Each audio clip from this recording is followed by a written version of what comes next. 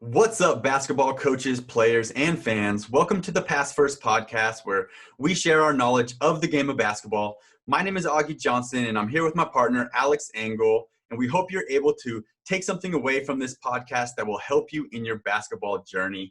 Without further ado, let's go ahead and get right into the episode.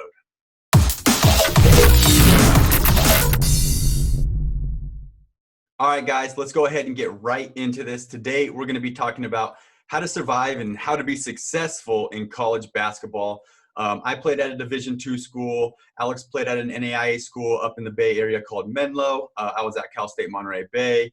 So we're just going to kind of share our insights and just some things that we found, some mistakes that a lot of players make, and some things that we found to help be successful. So first of all, let's just go ahead and get like a 30-second, maybe 1 minute background, Alex, of how you ended up at Menlo and kind of your road, because I know you we went on a little bit different paths, but have pretty similar stories. But yeah, go ahead. Yeah, so I went to junior college first, Cuesta College in San Luis Obispo. Spent 2 years playing there. From there, that's basically where I was recruited from to go to Menlo, but it wasn't the traditional, people think of recruiting like how about these schools calling you and all this stuff. I went to showcases, like we had one for the state for all community colleges. Sophomore showcase, went to that. I went to a showcase in Vegas where coaches would come look at you. I had another school in Oregon that was recruiting me. I went to a visit up there, and then Menlo and the school in Oregon were the only two that actually offered me a scholarship. And the way it worked with Menlo is actually I had a friend who was going up there for a workout. He had told me about it and then invited me and talked to the coach. They invited me. I went for the workout. I played really well, and the coach loved me, and they basically put me on like the top of the recruiting board. And that's how that worked out. So I was pretty late sign. I think I was July by the time I actually signed. But yeah, that's how I ended up there. Very nice. I'll ask you a few questions more about that here in a second after I just talk about mine. So I went straight to Cal State Monterey Bay out of high school. I guess you could call it a preferred walk-on, but I was a walk-on. But the reason I chose that school is because they told me I had the spot. So I actually did go and do a few workouts at some other schools, Sonoma State, Chico, just pretty much all those schools not all, but a couple more schools as well in the that same league conference. So I ended up at Monterey because of the fact that they said, hey, we don't have any scholarship money right now, but we do want you, and gave me a spot on the team. And I was able to earn a scholarship eventually. It wasn't a full, but it was some money. And yeah, that was kind of my little Cinderella story. I actually was considering to go to Cuesta as well. And I really was going to. I was working out with them a little bit too, but in the end, I just decided to go to Monterey because you know how high school kids are. They just like want to get out of the area. Mm-hmm. So yeah, I guess the first question about that is, so you went up to Menlo, you had a workout with them. Did you actually get a workout or? Yeah, so I was able to like do a workout. I was actually able to play open gym. The whole team was there. I played open gym with the team, stuff like that. So after that workout, what was kind of like the conversation like between you and the coach, or like what happened after that until you eventually said, okay, I'm going to Menlo? So after that, we talked for a little bit. I drove back down, obviously, to SLO, and the coach called me and said, hey, we're interested in you. Like, what's kind of feeling out? What's you're interested in us? He didn't say how interested they were, right? But he was just like, yeah, we definitely liked your game, so let's talk more. And so at the time, I had already had that second, not workout, but that second visit to that school up in Oregon I was talking about.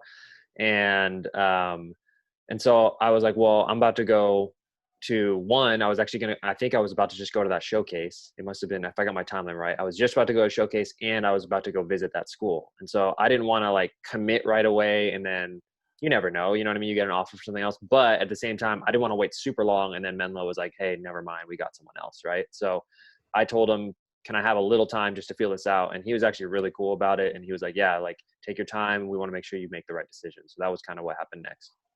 I see. Cool. And so we're going to talk about how to be successful, right, a little bit in college. And I think one of the main things to being successful in college is making the right decision on what school you go to.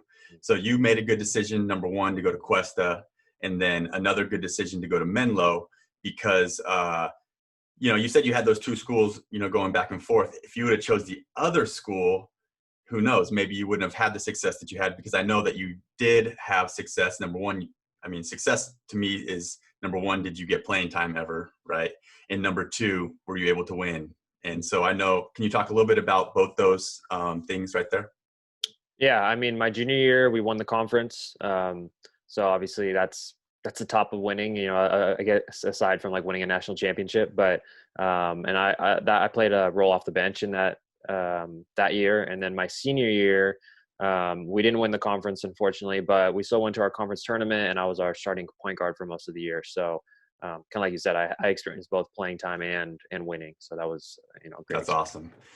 Yeah, I think, like we say with the decision making thing, like, yeah, I get the dream. I understand it. You want to go D1, you want to have that experience and all that kind of stuff. But if you go D1 and you never play, then what kind of experience is that, first of all? And I mean, the whole goal is we love to play basketball. We want to play basketball. And I guess being part of the team and stuff, there's value there, and there's stuff. But what I always tell young players is you got to really like make the right decision on what school you want to go to, and is it a good fit. I mean, if you are, style of play, if you're not like a shooter and you're going to a school where all they do is shoot threes, then you're kind of putting yourself at a disadvantage there. So Yeah. for me specifically, I going to Monterey was a good decision for me because the first year that I went there was the first year that we were D2. Mm. So it was like a real good opportunity for a player like me that was kind of like borderline D2 NAIA at the time. Say, hey, okay, I'll go, I'll play some D2 ball, but yet there was more opportunity there. So as far as my success, yeah, like I said, I was a walk-on, but I was able to eventually, like I said, earn a scholarship, became team captain, all conference. And we had our best season ever at Monterey my last year there, which wasn't a championship or anything, but we tied for third in the conference, which was good. It's a good conference, and we won a lot of games that year. So Yeah. um, Very good okay, conference. A lot of yeah, national teams in that conference. So. yeah, there really is. Okay. So let's go ahead and get into the more specific questions that are going to allow our listeners and viewers to get some value out of this episode. So let's talk a little bit about day in the life of being a college basketball player. And let's just kind of skip junior college for right now and try to go like when living on campus type of lifestyle. Mm-hmm. So what is a day in life like? For me, we normally practiced in the mornings, had workouts in the morning. So parts of the year they would do workouts, like early workouts, like 6 in the morning, 7 in the morning. And some of those were, they were like individuals. I think at some of them they even had like optional workouts. So you go out 6, 7 in the morning, get your workout in, practice maybe from like 8 to 10. Maybe you have weights after or before, depending again on preseason or season. And then from there you got class. So normally I'd go to class from 10 until 2, maybe 4, depending on what days it is. Obviously in college you can set your schedule up however you like. So go to class, and then after that, the rest of the evening is usually to yourself. We're not, I mean, during the season we weren't doing 2-a-days or anything like that. So I might go back to the gym and shoot or dribble or work on something on my own to just get some extra work in. So my teammates obviously would do the same thing. Or if I was, really beat and really tired, maybe I would just take a day and rest a little bit. But normally you're up pretty early, you're working out, you're doing whatever you got to do. Then you got school, and then after that you got homework. So you're pretty busy, but it's not like it's so busy you can't find time to work out or to do things on your own. Yeah, I can relate to that as far as your day is pretty full with school and practice, and then homework. And then the thing that doesn't get talked about a lot is like the transition from high school to college all of a sudden is like you are now a full-time athlete, right? You're expected to show up to practice in high school. You're expected to go to class, but in college, you're expected to go to class, expected to show up to practice, but you have meetings. You have like meetings all the time, right? Like for film, or even Right. just like you go over a scouting report. There's just a lot more layers when you're in college to that you have to go through. So meetings are a thing. Talk a little bit about travel. So in high school, you're traveling, well, the majority of your traveling, 45 minutes, 20 minutes. Right. You do have tournaments and stuff out of town, but what's it like in college? What was it like for you in college? So I mean, some of the teams in our conference were closer to us, and by close, I mean like an hour ish. Some were farther, some were, 2.5, 3 hours. So you're driving, by either bus or van. We usually took team vans, you have two vans that we would take. And again, this depends on the level. Like I'm Yeah. talking about at NAIA, right? Like if you're D1, like when I was coaching with Pauly, like you're not taking team vans, like you're on a charter bus or you're on an airplane. So it's a little different, but for conference games, you're usually taking a van for a few hours and you're driving out there. You may go the night before, maybe, but sometimes you go out, drive out, play, and just come back the same night, depending on how far it is. We did play teams out of state. Like we played in Vegas for a tournament. We played out in Idaho and Washington, played some teams out in there. And, those ones we would fly to, obviously. So that was kind of a cool experience, but most of the time you're traveling by van or maybe a bus, charter, if it's something like real big and important. Yeah, I relate to that. Like we said, we're both small college guys, but our conference actually was, all the way from Humboldt, which is like the most northern part of California, all the way to San Diego. So we were on 8-hour bus rides sometimes, a lot of times. And sometimes actually we did fly. Every now and then we would fly down to San Diego from Monterey. I mean, I think that was like a 7 or 8-hour bus ride. So, but the thing that I thought was really cool about college and was hotels. Like, I just cannot imagine how much money is spent for college athletics to stay in hotels. Because you got like, I don't know, altogether the whole staff, maybe 20 or maybe less, 18 people staying in hotels. And if I remember correctly, we were staying in really nice hotels, like DoubleTrees and stuff like that. And we were, if I remember correctly, 2 to a room. So like they took care of us. Like our school didn't splurge on like gear and like all this, like, we didn't have all the best things, but we did have nice hotels. And like, that was something I appreciated, definitely. But also I want to say, like, I learned how to fly, like in college, like on an airplane. Like I didn't know like how to like check the board, look at your ticket, find out your gate, all that kind of stuff until college. But once you're in college, we were flying once or twice a year. So that was definitely something that I learned. Okay. So we talked about day in the life, talked a little bit about travel. We're just trying to give you the full spectrum of what it was like for us before we start talking about the actionable tips maybe that we're given here. So talk a little bit about game day. What was game day like?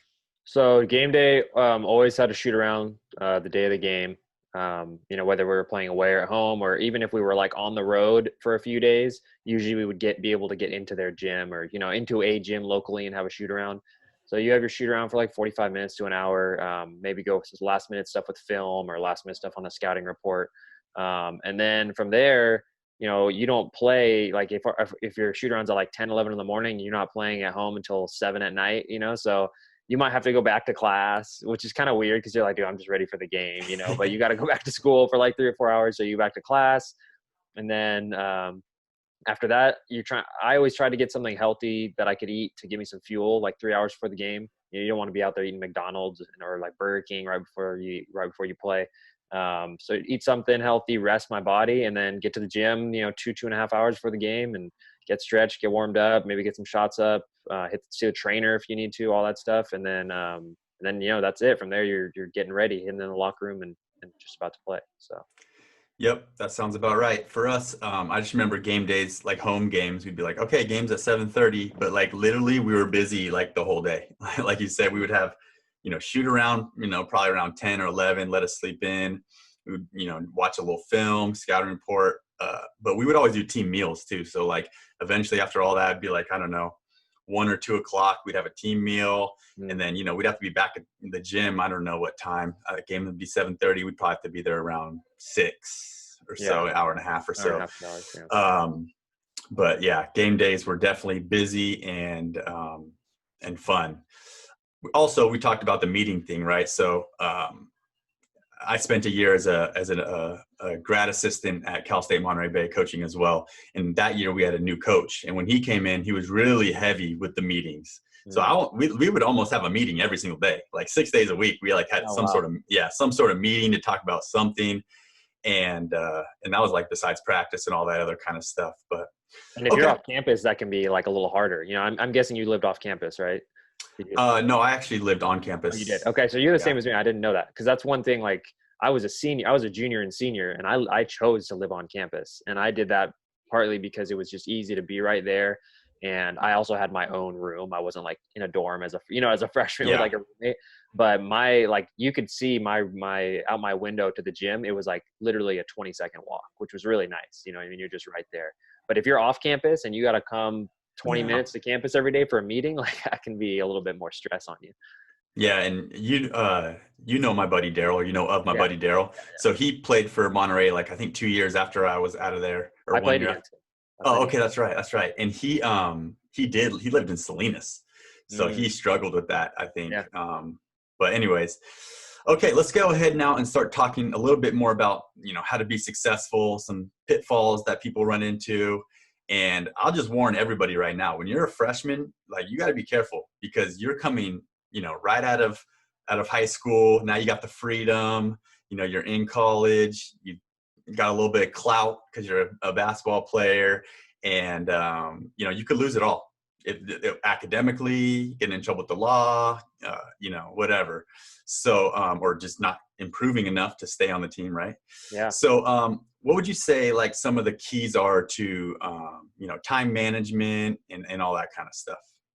I mean, for time management, I think you have to realize like your mindset really has to be that I'm here to go to school and to play basketball. Like that has to be your mindset. If your mindset is like I'm here to socialize and to party and to do all that, then I don't think you're going to be successful in the long term with basketball. Sure, there's probably outliers that are, but for the most part, like 99% of people are not going to be as good as they should be or be very successful at all. Because that is why you're there. You're there to play basketball and to get an education. And all the other stuff, I'm not saying you can't do it. I'm not saying you have to just sit in your room and be like basketball school. But like that's what's getting you a scholarship. That's what's getting you on the court, So if you're so worried about everything else, like you're not going to perform well on the court, and your coaches are going to see that. So when it comes to time management, I think if you realize that's first and you're like, okay, I got to make sure my grades are up and take care, a certain amount of time each day to work on a little bit of homework, do a little bit here, a little bit there. And you take that seriously, you'll be fine with that. If you make sure you allot time for practice and to rest, because I think people forget about, you got to rest your body. Mm-hmm. You can't just be working out, and then going out and staying out till, even if you're not partying, staying out till 4 a.m, you know what I mean? Not resting, not sleeping, like rest your body and then make sure you got some time to get extra work in as well. But time management is just, I think that's a lifelong skill that a lot of people don't grasp. And if you can learn how to master your time management, like you just improve your life so much overall. Yeah, no, definitely. I think time management is just a huge skill, and I know that for me, once I definitely started putting basketball first and academics first, I was able to like prioritize that and minimize all the other distractions and dedicate more time to working out and schoolwork, and everything started working out for me better for sure. I think too, also it depends on like, and we probably had a very similar experience with this, but for me, like, because I wasn't recruited at all out of high school, I was always in my head, like, I have to do everything right if I want to get where I want to get. Like, there's no room for me to screw off and do other things. You know what I mean? Like, I have to be perfect. And because of that, like, I think that helped me be successful. If I would have came in like, whatever, like, I'm so good, I'm going to get recruited, it's no big deal, I probably wouldn't have made it, to be honest. So, Yeah, I remember specifically one day when I was a freshman in the gym, and everyone's trying to show their stuff. I'm shooting threes. Everyone, we weren't playing. We were just kind of messing around. And this one guy goes up and just like goes through his legs and dunks it. And I'm just like, I'll never be able to do that. So like, how can I, differentiate myself to be able to play with these guys? Because at that point I was total underdog. mm-hmm. And the guy was just like ripped and all this stuff. And I, come to find out the guy doesn't even lift weights or doesn't do anything like that. And I'm just like, boy, I'm going to have to really step it up, because once this guy starts lifting weights and gets in the program, like he's going to like outperform me. So I had that same mentality. Okay. So let's talk a little bit about taking care of your body then. You mentioned, you got to take care of your body and stuff like that. I guess the question is not what to do, but how does that differ from high school to college? Um, how does it differ? I guess one, I think obviously once you're in college, you're becoming more of a man, or I guess woman if you're on the girl side. And so you're able to, when you lift, like you're going to put on more muscle and size. And I consider that part of taking care of your body, because when you're lifting weights, if you're doing it correctly, you're reducing the amount of chances that you're going to get injured, right? Because Mhm. you're a little stronger, whatever it is, balance, strength, core, all that stuff. So um, that I think is going to be different, because in high school, you can lift, and there are those kids that do like kind of gain size, but for the most part, like the amount of muscle and size you gain as a high school kid is not a ton, because your body's just not there yet. It's Yeah. still good for you. Like it is still good for you. You can still get stronger. I'm not going to say there's nothing to it. I'm very much a proponent of lifting safely in high school, but it's just not going to be the same. So I think that's one thing that's different. Um, Two is like your sleep schedule. As far as taking care of your body in high school, because you have school every day, and because you have parents that are there, that are like, hey, you got to go to bed. You got to go to bed. Like, I think it's easier to stay on a sleep schedule. Where in college, you set your own class schedule. So you may Yeah. not have school like 2 days a week or 3 days a week if you really don't want to. And so you know what I mean? Then it's like, it's harder. Are you going to stay up till 3 every morning because you don't have school until 4 in the afternoon or something like that? Um, People fall into that, and that you're not taking care of your body if you're doing that. So those are two of the things that I think of first when I think of taking care, or the difference between high school and college. Cool. I wanted to just make note that one of the differences I see is like in high school, you have very minimal like training room and trainers and icing and Yeah, that that's kind a of good stuff. point. So like once you're in college, and even at my school, like we had like, it seemed like at the time, state of the art training room. I mean, oh, I can get ice whenever I want. Like Right. I can get tape before practice, just like that. I can, after, if I twist my ankle, I can get the stem or the shock therapy stuff. And so that's a huge key, I think, for players. Like if you're a freshman and you are like you and I, and you're working hard and stuff, like utilize the training room. Like I know, especially for like the super athletic players on my teams, like by their senior years, they all had like tendonitis in their knees, and it's because they just don't want to put in any of the extra time in the training room. And Hmm. Yeah, that's a good point. I don't know why I didn't think about that at all, but yeah, that's training facility is way better in college. yeah. And the crazy thing about it too is like, so for me, I went from high school to college. Oh, great training, did it. And then once I went overseas, like the training room was gone. And like you like miss it. Like you're just like, oh, I wish, like there was one or two teams I played for that did have that kind of stuff. But a lot of teams know, like if you twisted Yeah. your ankle, you're on your own, like go to the doctor. Right. Yeah. Figure it out. Yeah. I know. And in college, you're just like, oh, hold on, let me just text my trainer, and they'll, you know what I mean? Like I used to literally text my trainer, like even if it was late, hey, like such and such going on. Oh, okay, just do this, do that, or whatever. Like, or I remember one time I twisted my ankle, and they had like security on campus. They would literally like open the room for me at like 4 in the morning if I would just, you know what I mean? If I woke up and I was like, hey, I need ice, like they would go open it up, give me ice, but you can't do that when you're in high school. So. Yeah, definitely.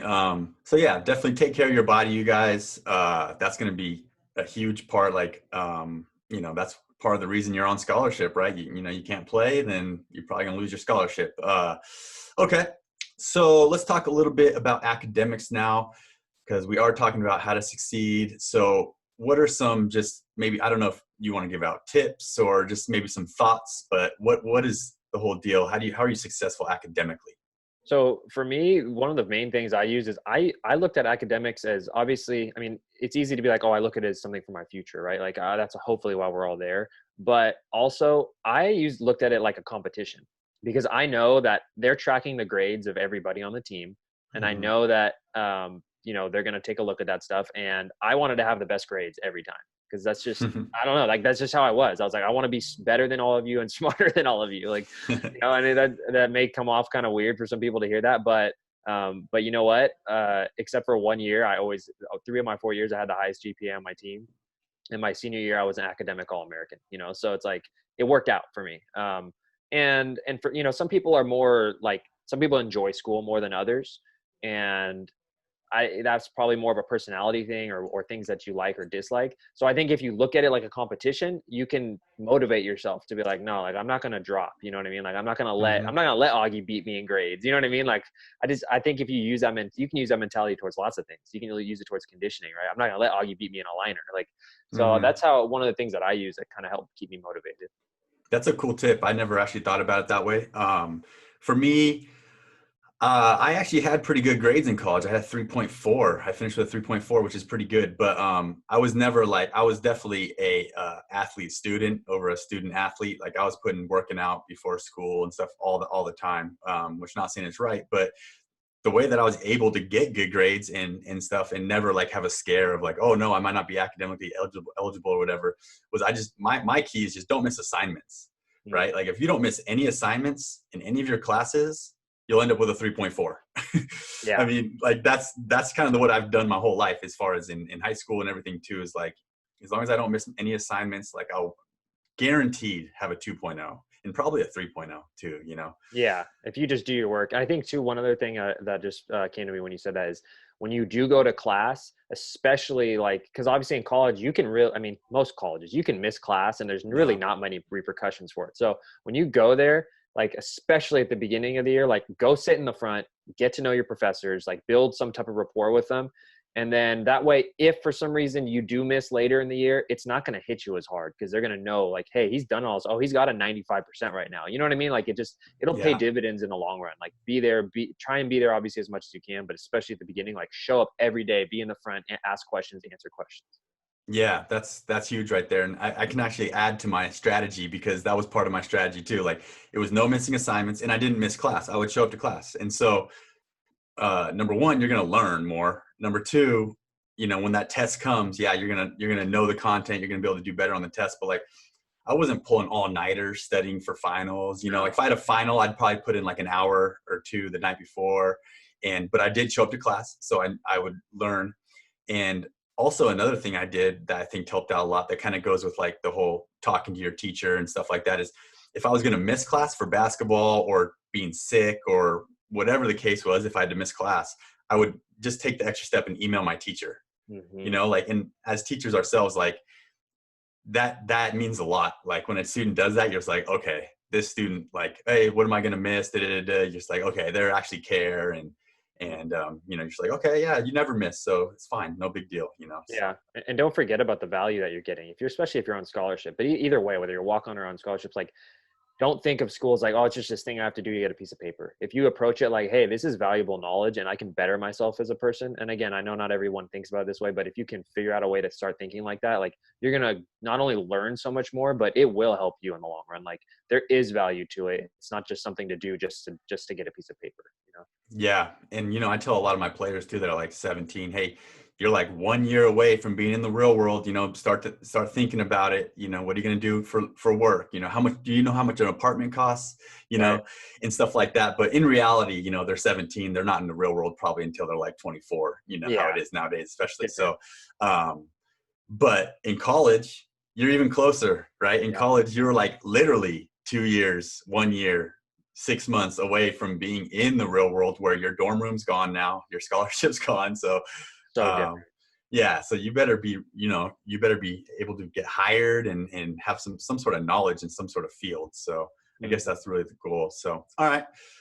Let's talk a little bit about work ethic and about what it takes to be successful in college on the court, due to the amount of work you got to put in and the level of play you're expected to play at.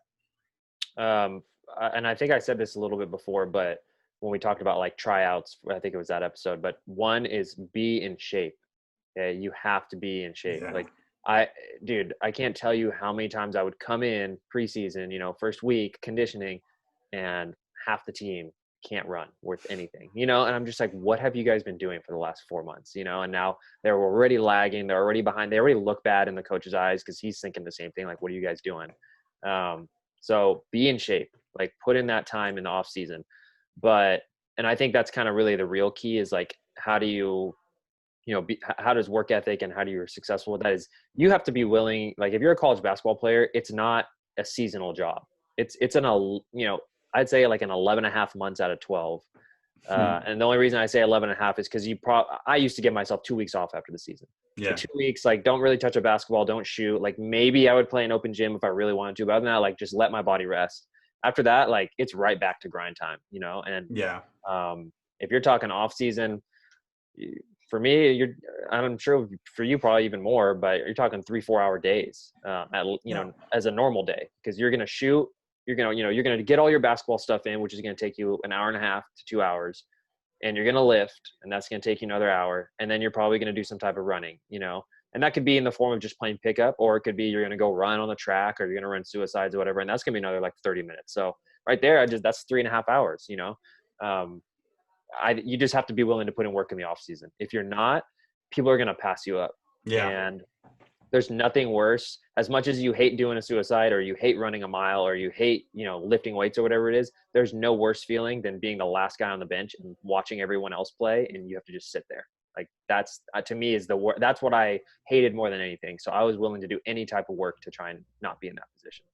Yeah. I think it just talks to the kind of pedigree you have to be a college basketball player. I mean, the ones that don't put in the work, they get weeded out pretty quickly, man. And I mean, I can give you an example. Like, so another tip is sticking around in the summer. So I would stay up there. The only summer I came home was after my freshman year. I came home, and what I found is it was hard to like get workouts. It was hard to just stay in shape for me around here. But once I stayed up there, it was a big game changer for me because 3 or 4 of my teammates were up there, that we were all on kind of the same mission, and that helped me. But anyways, like for example, one summer I remember I was living in the dorm right next to the gym all summer, and in the mornings I would go in and I would do my shooting, my balling, like my skill work, and a lot of times it was with a teammate or by myself even. And after that I would hit the weights, and then later in the day I would come back and I would do like a plyometric workout, or some sort of something to help with my athleticism, but mostly plyometric stuff. And then at night I was organizing open gym, where I had like just all the local people, all my teammates, everyone like on these group texts. And this is like before the smartphone, man. Mm-hmm. So and I would send out, like, it was usually about 30 texts every day, and we would get an open gym going at night. So I mean, that's like the full spectrum of training, right? You got weight room, skills, hooping, and I would do that literally every summer, and I think that helped me a lot. And even during season, there was times, it was preseason. I remember preseason specifically one year where I would be, getting 6 a.m. workouts in during season. And those were, I wanted to get shots up and stuff, but I really just wanted to like separate myself. Like my coach was in the office, every morning at 6 a.m. he would go in. And so I was just basically trying to show that I wanted it more. Mm-hmm. And that stuff works too. I mean, yes, you have to perform on the court and stuff, but your coach is looking to see who's putting in the work. Mm-hmm. No, and honestly, like that, the regimen you just explained is probably more than the average college basketball player does. Like I'll tell you, I mean, straight up, like that's more than I did, and there's a reason why you were so successful. Like there's a reason you went and played pro, because you had that type of work ethic.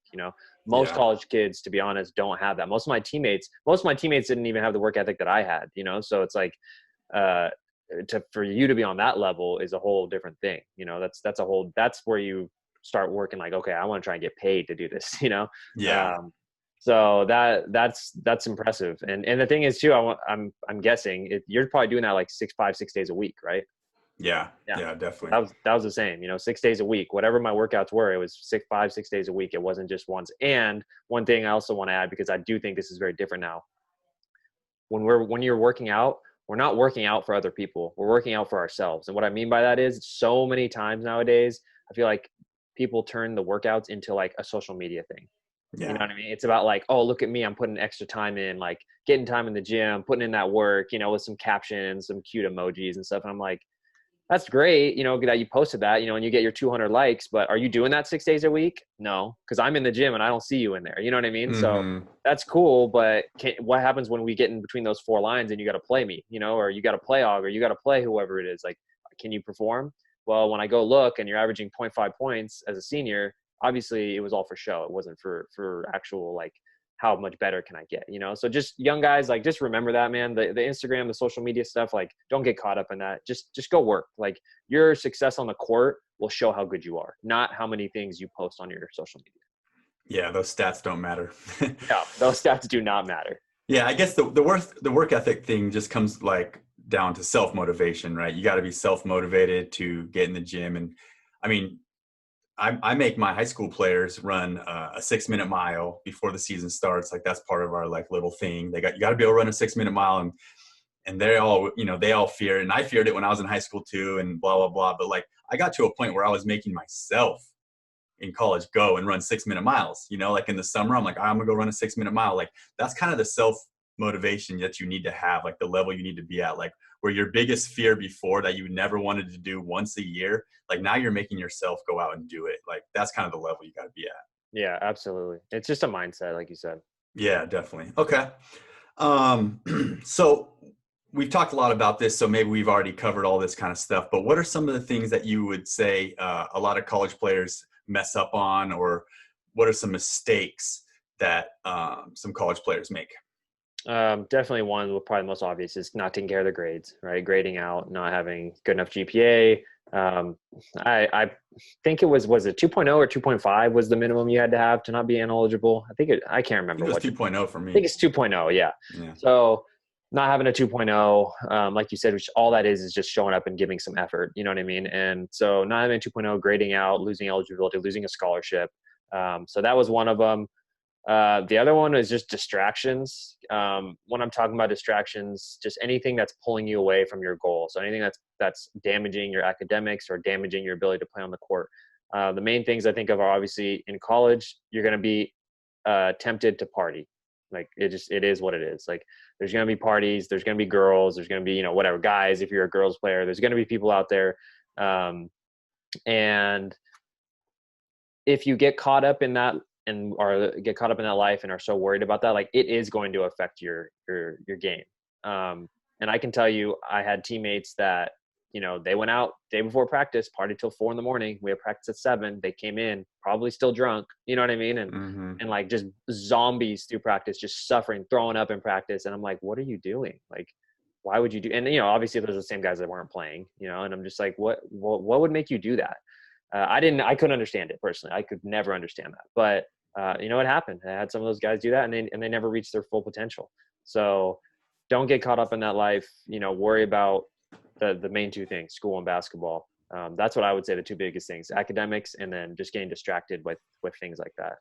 Yeah, I definitely can relate to seeing the party scene kind of ruin people. And I mean, I got caught up in that too at a young age. And luckily I was able to squash it. And in my last few years, I was not going to any parties really. I totally like took that out of my life. And instead of going out on Friday nights, I was actually going to the gym Saturday mornings, like at like 7 or 8 a.m. And I had this thing where I always wanted to be the first one in the gym because I don't know if I had an issue or something, but like I would feel the ultimate guilt and stress if I like missed a workout. Like we're talking about going 6 or 7 days, and I'm just talking about like off-season workouts that I was putting myself through.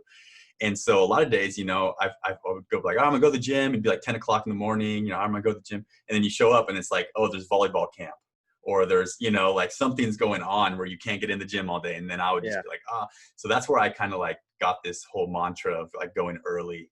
And that kind of became my thing. And but yeah, as far as mistakes players make, I think you named the obvious ones: academics, partying. But like if you think of a deeper layer, like be ready to I guess not be ready, but like your coach is going to be harder on you than your high school coach was, most likely, right? Because now you're shifting from like an environment where your coach is probably a teacher and gets paid a small stipend. He does it because he likes it. To now your coach, that's his livelihood. Right. And we see it so much. If you guys lose games, your coach is getting fired. You're not probably going to lose your scholarship or anything like that, but your coach, he could get fired. So, the expectations are up. So be ready to step into practice and just be like 100% on your P's and Q's. Like I remember, I think I was a freshman or sophomore. I was like almost got brought to tears in practice because there was a play. I was sprinting as hard as I could to outrun somebody for like a leak out, and my coach blew the whistle, and I kind of slowed it down and then like turned around, and I was just like slowly like kind of just jogging back next to the guy that was guarding me, and I was just like, I had you burnt, man, like just kind of cracking a joke. And our coach just like went ballistic on me. He's like, you sprint back. You gotta, you sprint back when I blow the whistle, and shouldn't be talking right now, and all this stuff. And I was just like, ugh.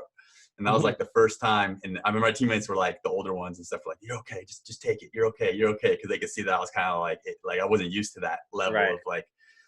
And so anyways, I think players be ready for that, because a lot of players have attitude and they come in, they're not coachable, and and that'll hurt you, right? That'll hurt you if you're not able to take that criticism. It's gonna hurt you. So Yeah, and teammates too. I think like your teammates are gonna be harder on you.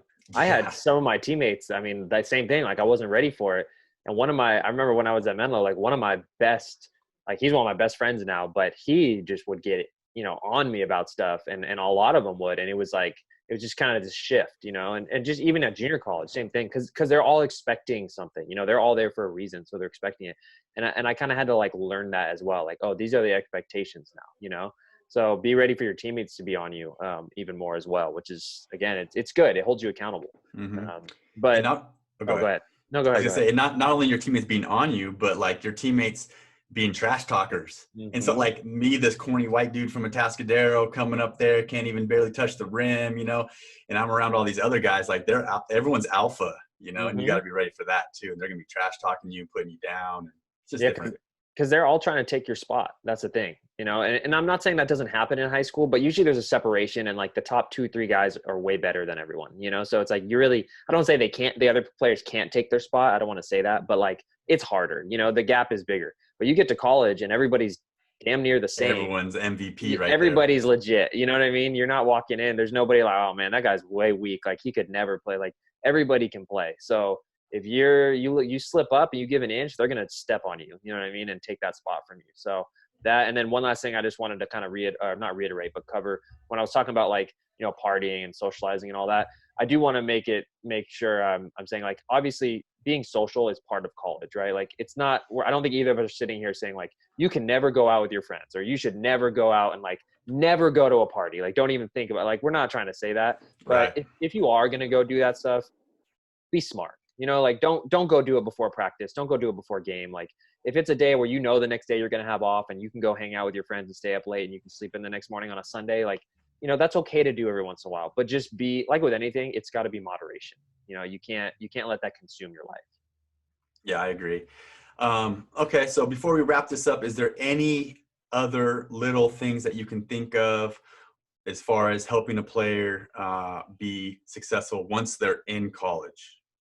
Once they're in college, Anything else? I think we've pretty much covered everything. yeah, I would say the last thing, if you want to be successful in college, is just enjoy it, because it's a unique opportunity to not only go to college, but to be like a part of a brotherhood or a family, right? That's why a lot of parents, they want their kids to play college sports, because they know they're going to have a little bit of support there. They'll have like kind of like a team mom and some teammates looking out for them.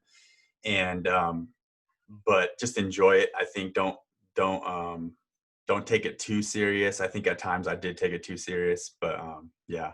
don't take it for granted either though, because it's a unique experience, and it does put you, I mean, at the end of the day, like you're in a rare air. Like it's only 1% of all high school basketball players ever play college basketball, so you're in a very elite group by making that to that level. So I do think there is something to be said about that, and it's something you should be proud of. It's not easy to do. It Yeah. takes a lot of time and effort. And I think one last thing, when we were talking about like the different levels, I know we talked about this real early in the episode, and I was going to say something, but I forgot. You talk about finding the right fit, as far as being successful, finding the right fit. Don't get caught up in the D1 or bust hype, because I've seen that too, where kids are like, Yeah. oh, if I'm not D1, like everything else is trash, or like people think that, or like, oh, I don't know what this is. And I'm gonna be honest, a lot of people don't even know what NAIA is. They think NAIA is like below D3, so it's like, don't get caught up in that. Find a place that wants you, that you're going to fit well, and hopefully they can offer you scholarship money, and just try and find the best level that works for you. Because at the end of the day, like after you're done playing, unless you go play pro for a long time, nobody really cares. Like nobody comes into like if you go play open gym, it's not like somebody's like, oh, that guy's the D1 guy. He's clearly the best player. Like, you know what I mean? Like you came in, how many open gyms have we been in? It's like, okay, you're D2 and I'm an AI guy. We're the two best players on the court and we're playing with other guys that are D1, like Yeah. it happens all the time, and vice versa. Don't get me, I'm not saying D1 guys aren't great players too, but I'm just saying like, don't get caught up in that. Once you get finished playing, or whether you're in college or you finish playing, like you can still be a great player. You can still have a great career, and it doesn't mean that you're like a less of a person or less of a player just because you're not playing at a big time D1 school. Yeah, no, I totally agree with that. Like we said, it's all about making the right choice, right? Got to make the right choice on what school you're going to. So, Yeah. all right, that's all we got for this week, you guys. Thank you so much for watching. If you like today's episode and are watching on YouTube, then make sure to subscribe. And if you're listening on iTunes, then make sure to subscribe as well. We come out with a new episode once a week, and we hope to see you in the next one. Peace.